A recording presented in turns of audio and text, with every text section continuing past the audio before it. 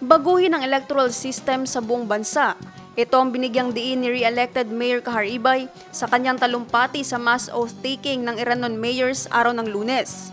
Ayon sa alkalde, nakakabahala ang sitwasyon tuwing halalan kung saan mas nagiging attractive umano ang mga botante sa pera.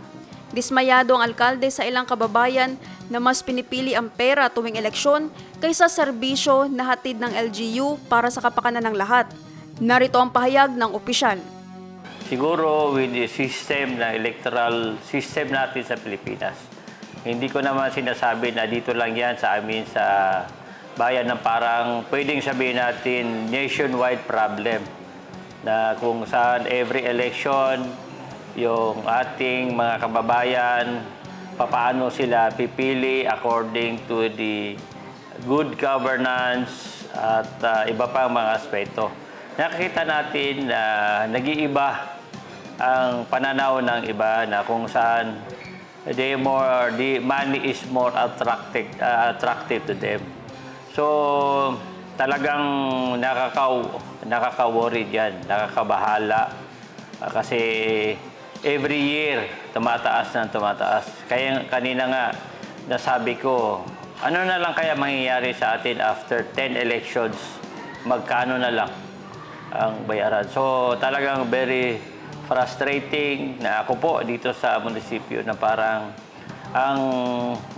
para sa sarili ko, I am really doing my best na ibigay ang lahat ng nalalaman ko sa tamang paggobyerno, and yet meron pa tayong nakikitang mga kababayan na very alarming yung kanilang attitude. So kailangan natin talaga ang electoral reform. Kailangan magkaintindihan tayo with our mga kababayan. Ano po yung dapat natin gawin?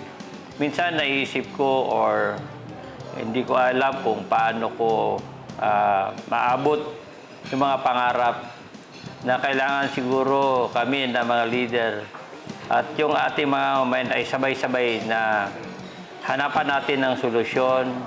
Isa sa mga paraan bilang leader, ano ang gagawin namin para guminhawa ang buhay ng ating mga kababayan? Mas marami silang pera kaysa sa amin.